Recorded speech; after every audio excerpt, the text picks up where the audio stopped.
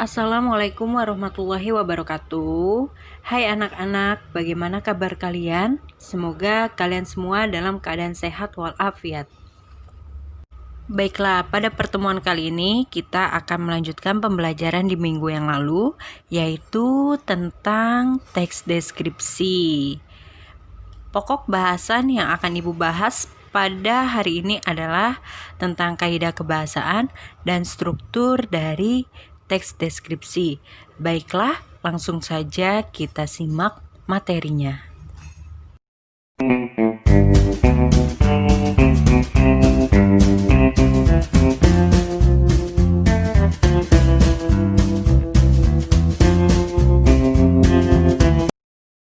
Sebelum kita mulai pembelajaran pada hari ini, marilah kita berdoa agar diberikan kemudahan dan kelancaran. Berdoa dimulai.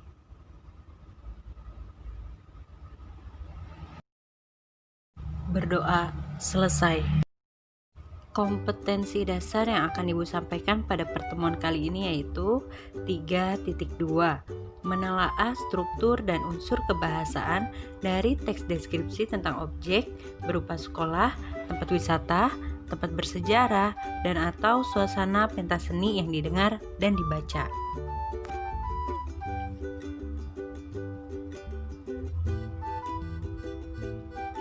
Tujuan pembelajaran hari ini, Ibu harapkan kalian mampu yang pertama, merinci bagian-bagian teks deskripsi dengan benar.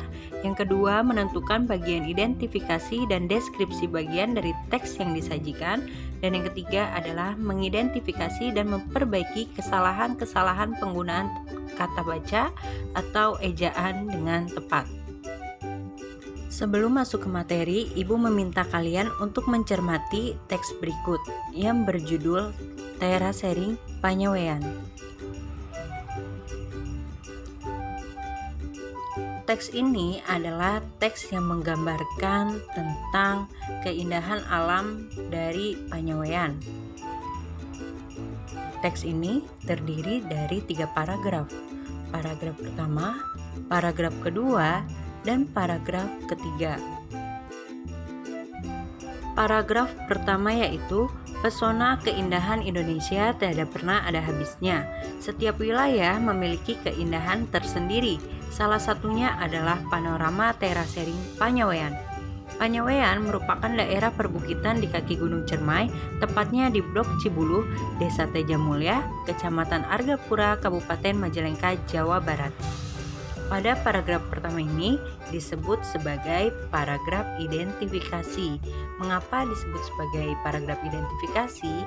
Karena di dalam paragraf ini terdapat identitas objek berupa nama objek, lokasi, dan gambaran umum.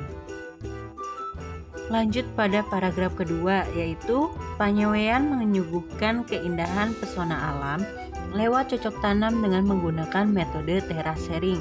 Panyawean memiliki tinggi sekitar 400 sampai dengan 2000 meter di atas permukaan laut dengan kemiringan kontur tanah 25% sampai dengan 40%. Langit yang cerah, suasana yang syahdu, serta perpaduan kabut yang menyelimuti bukit tanpa menghalangi terasering menjadi momen yang paling indah di sana. Dalam paragraf kedua ini disebut sebagai paragraf deskripsi bagian. Mengapa begitu? Karena pada paragraf ini berisi penjelasan atau isi teks dari objek yang disampaikan. Selain itu, pada paragraf ini disajikan perincian bagian objek yang diperinci berdasarkan tanggapan penulis, seperti tampilan fisik dan ciri khusus yang dimiliki oleh objek. Contoh dari tampilan fisik. Panyawean menyuguhkan keindahan pesona alam lewat cocok tanam dengan menggunakan metode terasering. Dan contoh dari ciri khusus yang dimiliki objek adalah Panyawean memiliki ketinggian sekitar 400 sampai dengan 2000 meter di atas permukaan laut dengan kemiringan kontur tanah 25% sampai dengan 40%. Selanjutnya adalah paragraf ketiga atau paragraf terakhir pada teks ini. yaitu Panyawean merupakan salah satu destinasi alam yang cocok untuk pecinta hobi foto. Panorama terasering yang hijau disertai semilir angin yang menyapa memanjakan setiap wisatawan dari penatnya aktivitas. Sungguh indah pemandangan Panyawean. Paragraf ini disebut sebagai paragraf penutup atau simpulan. Mengapa demikian? Karena paragraf ini merupakan paragraf terakhir dan di dalamnya berisi tentang kesimpulan atau kesan mengenai objek yang dibahas. Nah, sekarang kalian sudah tahu bukan apa saja struktur teks deskripsi? Sebelumnya, Ibu ingin memberitahu apakah yang dimaksud dengan struktur. Struktur adalah susunan pola tertentu. Nah, di dalam teks deskripsi ini disusun berdasarkan pola tertentu. Yang pertama adalah identifikasi yang berisi tentang identitas objek yang dibahas. Kemudian yang kedua adalah deskripsi bagian. Pada bagian ini, kalian menjelaskan isi dari teks deskripsi, yaitu rincian mengenai objek yang dibahas. Kemudian yang terakhir adalah simpulan atau kesan yang berisi kesan mengenai objek yang dibahas atau tanggapan kalian sebagai penulis. Berikut adalah bagian-bagian untuk menyusun teks deskripsi. Yang pertama adalah judul, yang kedua identifikasi, yang ketiga deskripsi bagian, dan yang terakhir adalah penutup atau simpulan.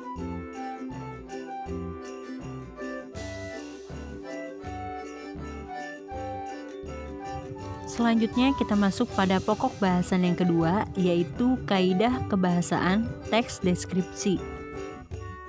1. Kata umum dan kata khusus.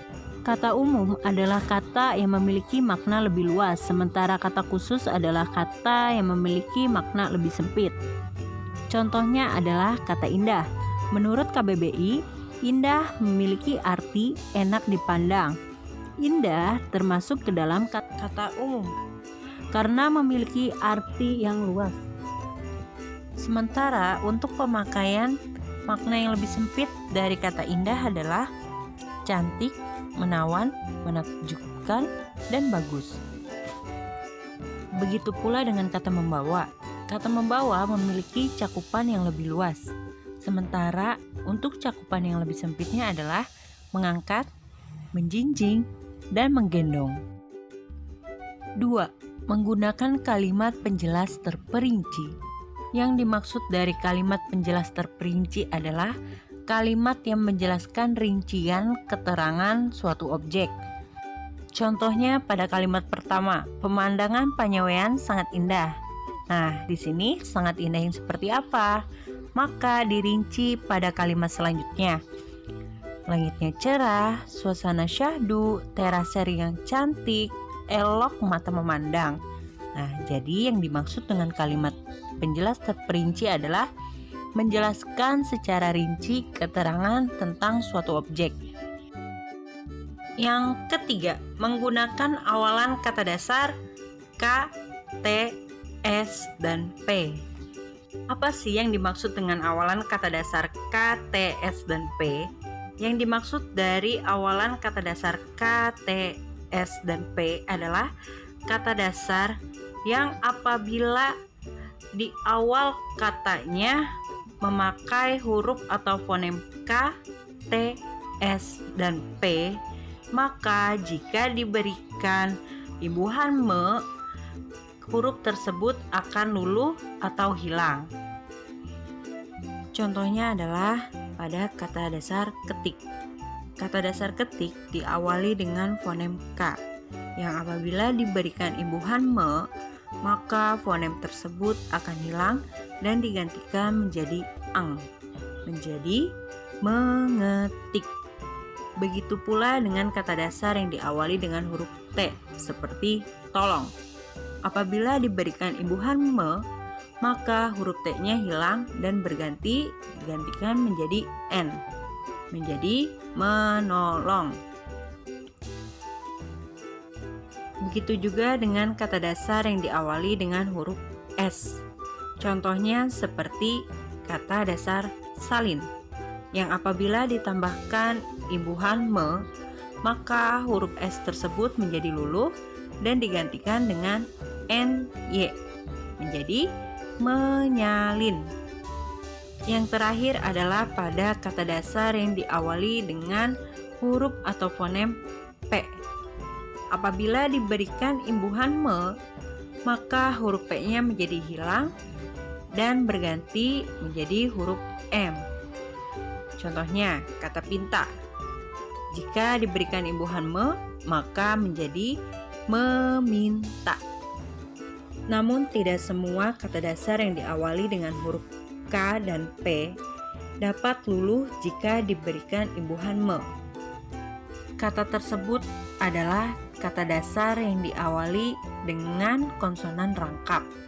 Contohnya, klasifikasi. Nah, kata klasifikasi jika diberikan imbuhan me, maka fonem K-nya tidak luluh atau tidak hilang. Nah, ejaannya menjadi mengklasifikasi. 4. Menggunakan kalimat cerapan panca indera. Yang dimaksud dengan menggunakan kalimat cerapan panca indera adalah kalimat yang ketika pembaca membaca kalimat tersebut seakan-akan seperti melihat, mendengar, dan merasakan. Yang kelima adalah menggunakan majas. Apakah yang dimaksud dengan majas?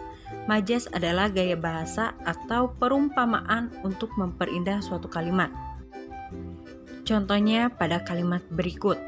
Semilir angin dengan lembut mengelus wajah kita. Nah, dalam kalimat tersebut, angin seolah-olah diperumpamakan seperti manusia yang dapat meraba. Yang terakhir adalah menggunakan awalan di. Awalan di ini terbagi menjadi dua. Yang pertama, awalan di dalam penulisan digabung, dan yang kedua, awalan di dalam penulisan dipisah. Penulisan awalan di yang digabung biasanya pada penulisan kata kerja pasif. Contohnya, dilaksanakan, ditempatkan, dicatat, dan dibawa. Sementara untuk penulisan kata di yang dipisah biasanya merujuk pada suatu tempat. Contoh, di sela-sela, di Jakarta, di pantai, dan di belakang. Jadi pada penulisan awalan di yang dipisah adalah merujuk pada tempat, posisi, dan arah. Sekian pembelajaran dari Ibu, semoga bermanfaat. Wassalamualaikum warahmatullahi wabarakatuh.